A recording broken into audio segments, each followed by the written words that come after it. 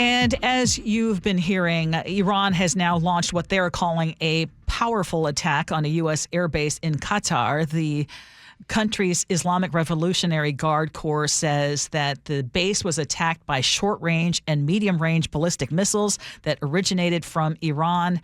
No casualties have been reported yet. And I want you to listen to something that we are seeing now, and this is being reported by several sources, including an Iranian-American journalist who works for the New York Times.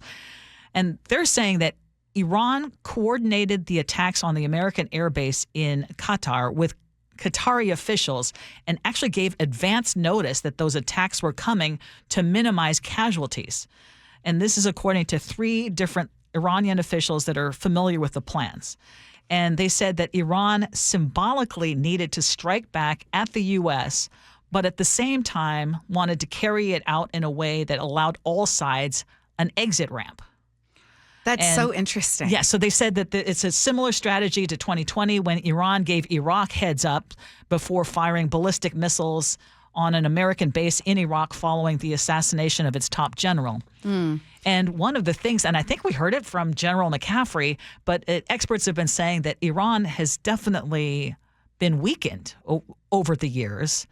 And so maybe, I mean, we can only hope if this, in fact, turns out to be true and that they wanted to save face, essentially, but will want to get back to the diplomacy path. Which is what most countries are wanting. What's so interesting about that, I mean, whenever you cover news, there's always what people say in the press release, and then there's what you hear behind the scenes. Because Qatar, for its part, is, condemned the attack and said it reserves the right to respond directly to Iran. So it says that on one hand, but then you're hearing that, well, we kind of... Yes. I mean, really so the idea being, again, for the people, because... one of the things that I heard reported, again, by analysts who are looking at it and people who are experts were saying that they have to do something. You cannot have your country, basically have bombs decimate, it sounds like, your 3 sites that purportedly have nuclear weapons or some production of nuclear weapons and not do anything. Right. But I mean, that would be something positive if, in fact, the goal then would be, to get back to the table and to try to work something out so that doesn't escalate any further. Because Homeland Security has already put out a national terrorism advisory bulletin warning of a heightened threat environment here in this country.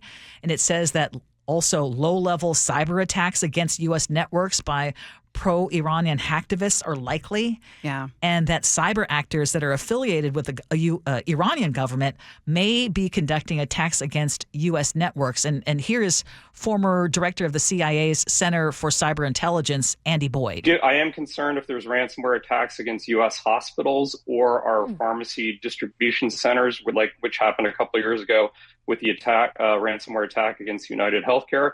That could be a threat to safety. But one thing to consider is that if the only retaliation from the Iranians is in a cyber form, I do think the Iranians are trying to communicate that they would like to negotiate.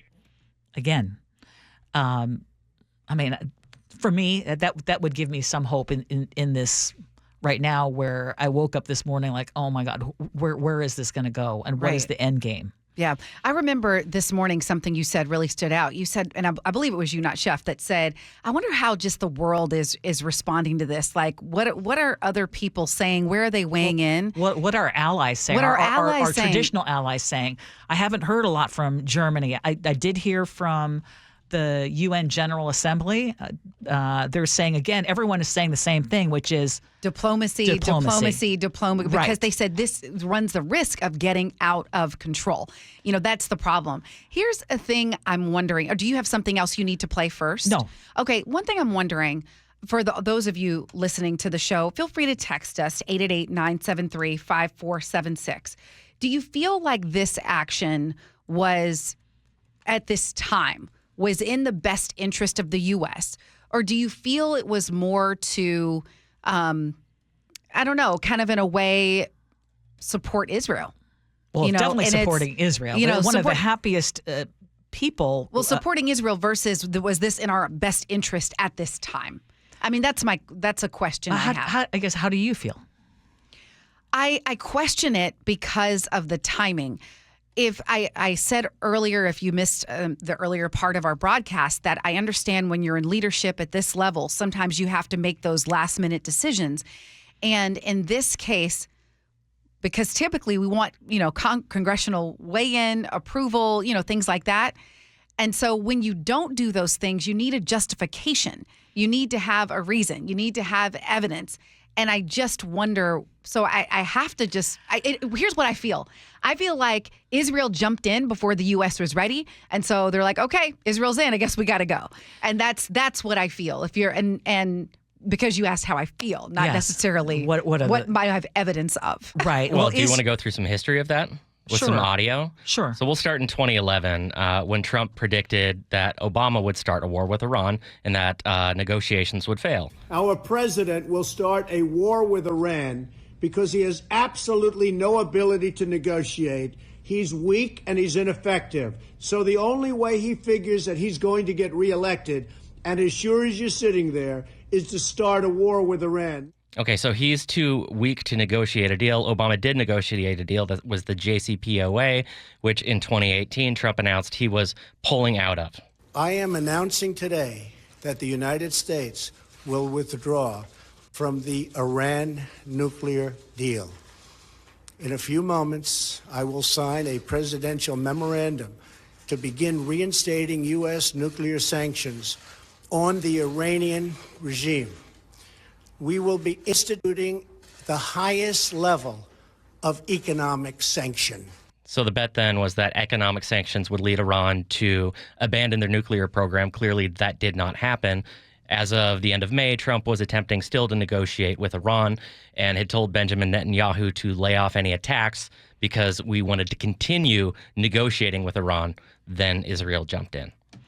Wow, when I listened to that, that's damning. And that was 2000. The first clip was from what year, Chef? 2011. So that was 2011. He's criticizing Obama, saying he's going to start a war with Iran, and he can't negotiate. He can't do this. So then Obama negotiates a deal, and then Trump gets in office, dismantles the deal, comes up with a new thing that's supposed to thwart all this, and then he ends up starting a war with Iran. Am I tracking? Yes. So joining in? No, that's that you tracked it very well. And then now, so yesterday I listened to Secretary of State Marco Rubio, who spoke with CBS's Face the Nation, and he was answering questions about, like what has changed now and what is the U.S. doing? What happens next will now depend on what Iran chooses to do next. If they choose the path of diplomacy, we're ready. We can do a deal that's good for them, the Iranian people. If they choose another route, then there'll be consequences for that. He went on. This mission was a very precise mission. It had 3 objectives, 3 nuclear sites. It was not an attack on Iran. It was not an attack on the Iranian people. This wasn't a regime change move. This was designed to degrade and or destroy 3 nuclear sites. And then Vice President J.D. Vance was also doing the press circuit, and he was on Meet the Press and talked about what he thinks the bombing presents is in terms of an opportunity for the U.S. and Iran to establish a new relationship. I actually think it provides an opportunity to reset this relationship, reset these negotiations, and get us in a place where Iran can decide not to be a threat to its neighbors, not to be a threat to the United States. And if they're willing to do that, the United States is all ears. Okay. You know what's crossing my mind right now? That President Trump has, and I'm one of those people, I will acknowledge when you're doing well. I will acknowledge when you're doing well. I don't care what party you are. But you said, I'm the negotiator, I'm the deal maker, and I'm going to end Russia and Ukraine. Hasn't happened. I'm going to get a deal with Israel and Gaza. Hasn't happened. I'm not going to start wars, and now we're kind of in the middle of a conflict. We have Israel started, we jumped in, now Iran's responding. That's where we are. And so I'm sorry, on this part of his agenda, this is a cluster. Or is it a cluster? And the reason I ask that is because, again, I think everyone can agree that we want Iran to not have nuclear weapons. And if he's able to achieve that without any serious casualties, then would that be deemed a success? I mean, and I want to try to offer some balance because Israel's Prime Minister Benjamin Netanyahu posted a video response on X and said that, this is a quote, "President Trump and I often say peace through strength. First comes strength, then comes peace." History will record that President Trump acted to deny the world's most dangerous regime the world's most dangerous weapons. His leadership today has created a pivot of history that can help lead the Middle East and beyond to a future of prosperity and peace. If we're talking nuclear non-proliferation, let's look at historical examples. The U.S. forced Libya to give up their nuclear ambitions. Because of that, Gaddafi was toppled. The world, including North Korea, learned a lesson from that. Ukraine gave up all of their nuclear weapons in exchange for a security guarantee from the U.S. and Russia that they would never come under foreign attack. And so I think the lesson that's going to be moving forward for many nations around the world, including Saudi Arabia, South Korea, potentially Japan, there's a number of others, is you cannot guarantee the security of your state unless you have nuclear weapons. So just to clarify, you think the message that this sends to the world, other nations, is take care of yourself. Why negotiate? You're going to get attacked anyway.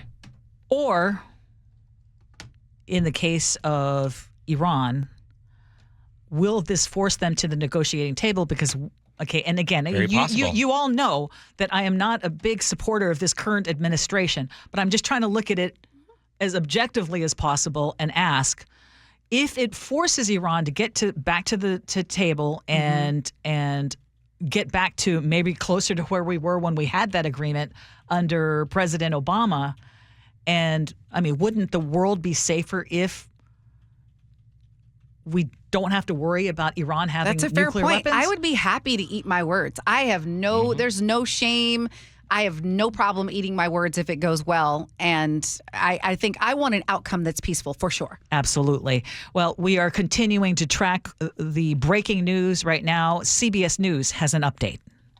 CBS News special report. There are no reports of casualties from attacks on a U.S. base in Qatar. A U.S. official confirms Iranian short and medium-range missiles targeted the Al Udeid air base. Our Holly Williams is in Erbil, Iraq, and says it comes after the U.S. hit 3 Iranian nuke sites. If it indeed was a calibrated, almost a theatrical response, then do we also see diplomatic wheels turning? Do we see Iran capitulating or at least agreeing to curtail its nuclear program? Or does this potentially spiral out of control? CBS's Sam Vinograd says this could just be the beginning. White House officials do believe that additional attacks on U.S. bases are coming. What we don't know is if they'll attack well-defended bases or if they'll concurrently activate proxies and launch cyber attacks. Shortly after the attack, the Gulf nation of Bahrain, that is home to the U.S.'s 5th Fleet headquarters, temporarily suspended flights in its airspace, which is similar to what Qatar did shortly before it was hit. CBS News special report, I'm Matt Piper. And I'm Ursula Roytine along with Angela Poe Russell. You are listening to the Gee and Ursula Show. This is certainly not the show that we expected to do coming in this morning necessarily, but it's been filled with breaking news. Yes. And we just have a couple of more minutes before we need to take another break. Just your thoughts as we go through all these latest developments. You know, there are thoughts and feelings, especially when I hear when I we're fortunate we get to read all of your text messages, and you see people have. I think, Ursula, to your point earlier, people do have concerns about Iran having a nuclear weapon, and if this moves us in the direction, then even though there are consequences, they're like, that's part of what it takes. I would feel better today knowing that we had exhausted all opportunities, that we have an end game in mind that really does not involve getting further into this war where we eventually are now back into something that lasts over 10 years. I mean, this has been a problem for many administrations in terms of the fear of what Iran can do with its nuclear program. Yeah. And if that can be addressed, then I think this would be a success. I was going to say, I love what you said about you would feel better today knowing that we had exhausted all possibilities before. And I don't know that everyone has certainty that we did. And I think it just also is going to require all of us to not kind of go into our own personal bunkers and say, well, no, because, I mean, right now there's just so much chaos, a lot of distrust, and even just in the information that we're getting. Mm-hmm. I mean, I hope truly that Iran does want to get to the path of diplomacy. I mean, that hasn't been historically what has been done, but maybe they are weakened to the point where that is the best option for them as well. Yeah. And let me just say this. I love what you said about not going into our bunkers and not trying to do any kind of play on words, but because we are in this together at the end of the day. Yes. Regardless of whether we agree or disagree with what our elected officials are doing, we are Americans, and we're going to be impacted. Success. Yes, we are impacted by the decisions, and we're in it together. Yes, absolutely.